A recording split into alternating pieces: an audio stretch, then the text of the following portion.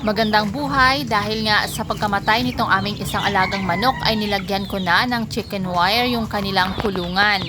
Hindi nga talaga namin sukat akalain na may aatake pa dito sa aming mga manok dahil ito naman ay may maayos na kulungan. Meron pa ngang nag-comment na baka aswang ang gumawa nito. Ang sabi pa nga ng isa ay baka bayawak o kaya naman ay daga.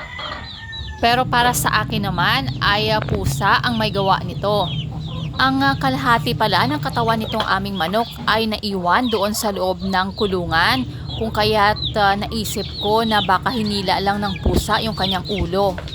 Maaari nga dito sila natulog sa bandang gilid ng steel matting, kung kaya't nagkaroon ng pagkakataon ang pusa na hilain ang isa sa kanila. At para hindi na nga maulit ang pangyayaring ito ay kailangan matakpan ang lahat ng gilid ng kanilang kulungan.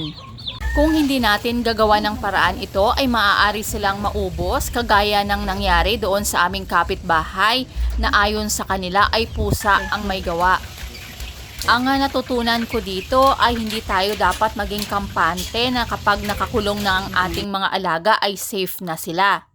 Dapat siguraduhin natin na walang malulusutan ang pusa at malalaking daga dito sa ating kulungan.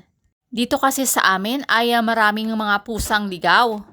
Kaya naman ay titingnan nyo kung ano ang maaaring maging predators dyan sa inyong mga lugar. Pwede rin kasi ang daga, bayawak at ahas. Kayang-kaya talaga kasi nila saktan yung ating mga alaga, lalo pa nga kung mga maliliit pa. Para hindi masayang ang ating pinaghirapan ay kailangang ayusin na kaagad natin sa simula pa lang. Dahil nagsisimula pa lang tayo ay unti-unti pa lang tayong natututo sa ating mga naging karanasan. Ang importante ay huwag tayo kaagad-agad na sumuko, magpatuloy lang tayo hanggang sa tayo ay magtagumpay. Ang gusto ko talaga ay magkaroon ng mga free-range chickens. Sinimula na nga naming linisin dito banda sa aming kulungan ng kambing. Kapag kaya na ng aming mga manok ay papakawala na namin sila dito. Magpapatayo nga din kami dito ng kahit maliit lang na kulungan at magdadagdag pa ng mga ilang manok. Sa ngayon, ang importante lang sa akin ay magkaroon nga ng sariwang itlog na ipapakain sa aking pamilya at kung ipagkakaloob man balang araw ay pwede ring gawing business ito. Tunay nga talagang nakaka-enjoy ang pagfa-farming. Nakakabawas nga rin ng stress at anxiety. At higit sa lahat ay pwede nyo ring maging bonding moment ng inyong mga asawa. Yun lamang po, sana ay subaybayan nyo ang mga kaunting improvement dito sa aming mini farm na bubuuin.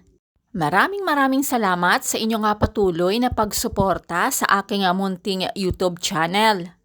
Kung interesado nga kayo sa mga gantong klaseng content ay pakiclick nyo ang subscribe button, ganun din ang notification bell para updated po kayo sa aking mga susunod pang mga videos.